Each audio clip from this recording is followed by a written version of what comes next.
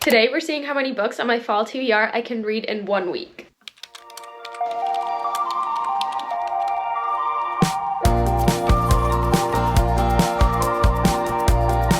If you didn't watch my recent mashup video of my September wrap-up, my fall TBR, and my fall book recs, you wouldn't know that I have about 30 books on my fall TBR. Yeah, it's a problem. That's why I need to be reading as much as I can, not just for the sake of reading as much as I can, because I actually really want to read these books. As readers, we all know that there's so many books that we want to read. My TBR in general just always exponentially grows larger the more books I finish, so a lot to do this week. Obviously, a lot of books to get to. I do have some ones checked out from the library right now that I would love to get to first. These are kind of higher up on my list of books to read, but I did actually start reading, where is it? The Assistant to the Villain last night. I'm about 25% in and I am obsessed with this book. I don't know, I understand the hype. I feel like I haven't been obsessed with the book, you know, in so long. It just feels so good to be obsessed with the book, to be obsessed with characters, to be so invested. I just love it. So I'm on page 88. The premise of this book is this girl desperately needs a job to support her family, and she just so happens to run into a villain who needs an assistant. So she has become the assistant to the villain. The first, honestly, handful of chapters were from Evie's perspective, and we're getting a little bit of the villain's perspective now. I love seeing both sides right from the get-go. The tension, the attraction, intense. And she's also kind of quirky and clumsy and has no filter, so she just says whatever, and that's a lot of fun. I'm really enjoying following her. I'm really curious about, because we don't really know the villain's intentions and like why he does what he does. Basically, there's this kingdom and he wants to sabotage the king, and that's all we know. So I'm curious to see more of his backstory. Also, there's this little frog character who's on the cover, and he's so funny, just like some good comedic relief. This book is funny too. Oh, it just has all the things, and I can understand why it's an instant #1 New York Times bestseller, which it's advertising. And I do know the second one recently came out, so I want to read that too. See, this is what happens. I read one book from a series especially, and I'm like, ooh, I would need to read the next book, and then that gets added to the TBR, and then you find a new author and you're like, ooh, I want to read one of their books, and then if you love the author, you're like, well, I want to read all of their books, and then the TBR just grows exponentially. So we need to get reading so we can make a dent in this TBR.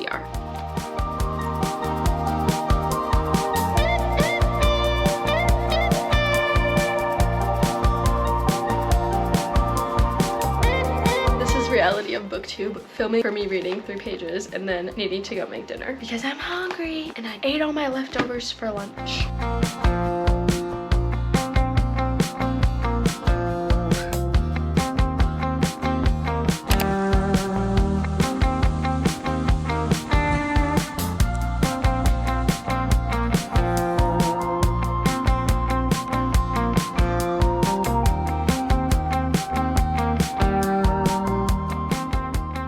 Happy Tuesday, the second day of our challenge. I just got done with work a little bit ago. I changed and I actually have to head out to the library in like a half hour to go volunteer. I want to read a little bit before I have to leave. And I made it actually pretty far last night in Assistant to the Villain. I'm on page 203. So I think I'm over halfway. This is how much I have left. It's feeling like the TV show The Office. That is the vibes, but it's fantasy and there's magic and it's whimsical and satirical. She is the assistant to the villain, and the assistant has a bunch of, or the villain has a bunch of employees. So you're just getting all the dynamics and interactions from the different employees, and they all bring different caricatures and traits with them, and that's a lot of fun. You also have this underlying mission of the villain and threat to him that's unearthing. It's a lot of fun. It's high stakes, but it's not. Lives have been in danger. There's just so much comedic relief that it's not heavy. I'm here for it. I love it. It's so fun. It's such a breath of fresh air.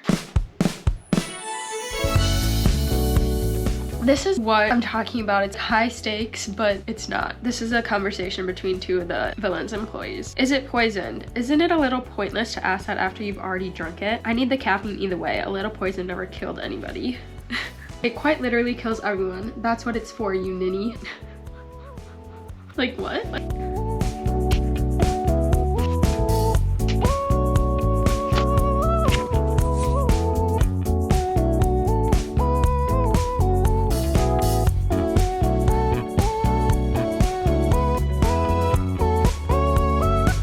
I literally just walked in the door from work and I need to decompress. And we have 40 pages left of this book, so let's read.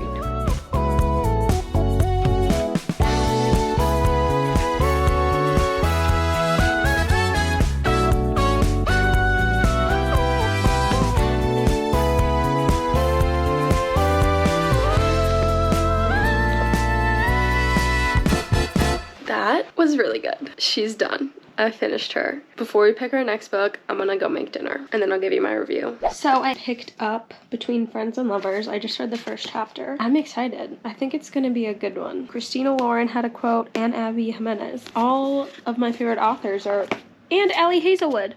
All of my favorite authors are raving about this book. Assistant to the Villain. I think I'm gonna wait and give my final thoughts on this one tomorrow just so I can sleep on it. Stay tuned for that later in the video.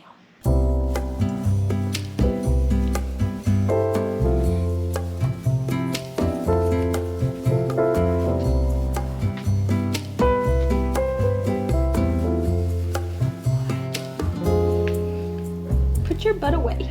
I need to give my review of Assistant to the Villain, and I think I'm gonna give it 4.5 stars. I don't know if I said this, but basically Evie becomes this assistant to the kingdom's resident villain, and I know I said it's kind of like The Office, but there's magical creatures, there is mythical forces, there's an enchanted manor, and ogres and dragons. Yeah, I just love it. It was very satirical, it was very whimsical. The attraction definitely was right off the bat, but it wasn't insta-lovey. Yeah, it almost had a forbidden sense. I can see how people would criticize maybe certain scenes or things that necessarily didn't push the plot forward, but were just there for comedic relief, a good time, stuff like that. But I will say, definitely the underlying plot I felt throughout the entire book, which is why it's getting 4.5 stars. It made me smile, it made me laugh, it made me really want to pick up the next book, which is already out, thank goodness. So I will hopefully be reading that one soon. I also started Between Friends and Lovers by Dr. Abobi. I am really liking this book. It reads so fast. I made it 40% of the way through. I also love that this author is a doctor. Like, how cool is that? The female main character is actually super interesting. She's kind of full of contradictions. Like, she's extremely outgoing and sure of herself, but at the same time lost. That is super interesting, and I love the male main character. He seems so sweet. The dynamic is super fun. He is an author, which love that, but a new author, and she is kind of a social media influencer, but also a physician, but she's taking a step away from medicine for certain reasons that get brought up. I'm curious to see where she ends up, particularly with her career. There's also kind of a third party, which is her best friend that she has feelings for, who doesn't reciprocate those feelings. I'm curious also to see where that goes.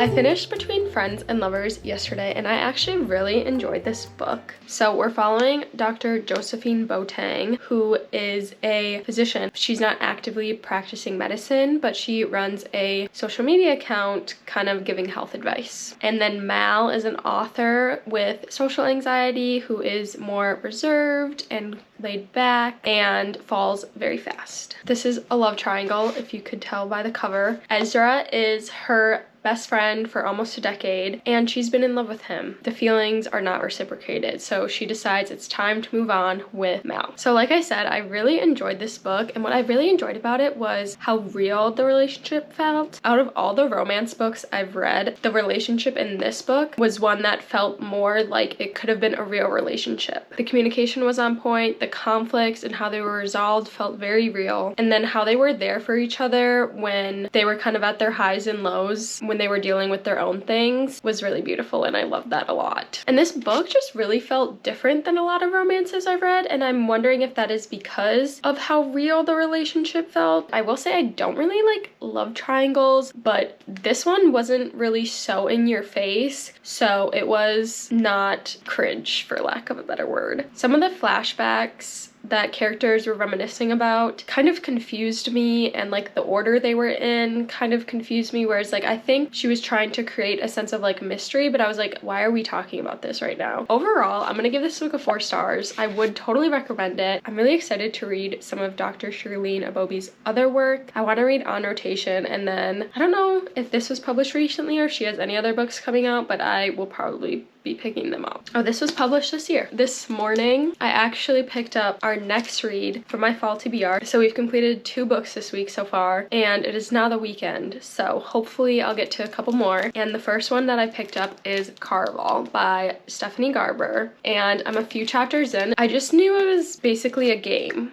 going into it, and already 2 chapters in, I'm excited to read more. It sounds like the main characters really kind of need to escape their current situation, so I'm excited to see where this goes. It is severely later, and I haven't read a single page, so I'm gonna read now until I fall asleep, and we'll see how far I get with this book.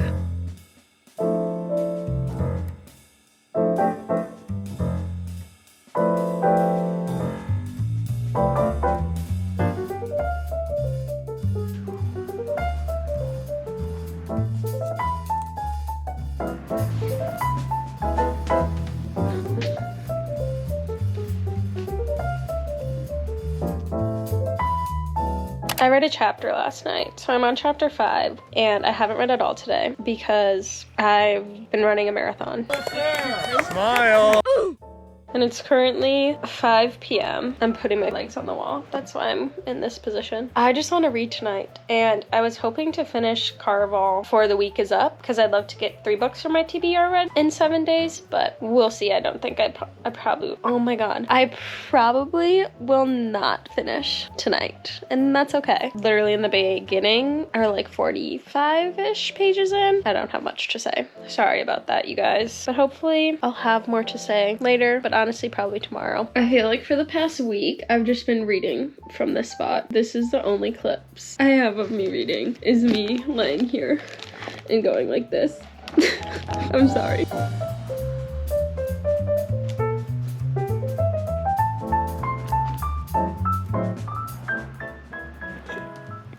Hello, happy the next day. And I did not finish Carval last night. Are we surprised? I'm not. I fell asleep at like 8 p.m. It's okay. I did get pretty far though. I got to page 130 something, chapter 14, and I feel like I can actually give some thoughts and opinions on it even though I haven't finished it. But basically the premise is there's this magical circus game almost that's more like a treasure hunt. This main character has been wanting to go for years and years and years. Finally, she gets to go, but she finds out that her sister is somehow involved. They're also trying to escape kind of a crappy home life situation, and I think there is some romance potential blooming that I've caught on to. But I'm like, where is this game going? I have no idea. I'm kind of curious to keep reading. It seems like it's a land of tricksters and stuff, but also things are magical and enchanted and deceiving. What's real is the question that I keep asking myself when I'm reading. I'm like, is this real? Is this not real? What is real? And I guess that's a question we can all ask in everyday life, not just when reading. So you'll have to wait and see my final thoughts when I do my October wrap up. In this past week, we've completed 2 and maybe a little over a quarter, 2 1/3 books off my fall TBR. And so I'm pretty happy about that. Of course, I would always like to read more, but life happens, you know, work, life, reading. As always, if you've read any of these books, I would love to hear your thoughts and opinions of them in the comments. Thank you so much for watching. Don't forget to like and subscribe, and I will see you in the next one. Bye!